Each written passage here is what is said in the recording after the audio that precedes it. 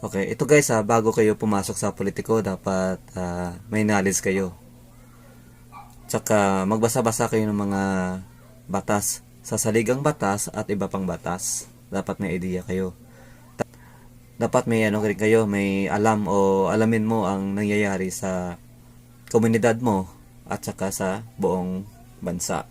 About sa komersyo, ekonomiya, serbisyo, at iba pang related sa araw-araw na pamumuhay ng mga tao.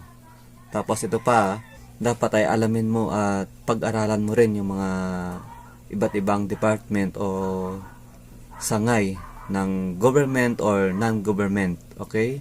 Dapat may idea ka rin dun. At saka, hindi lang yan basta-basta na ganito. Porket na sikat ka o ma-influensya kang tao o marami kang pera, ay yun na yun. Baga,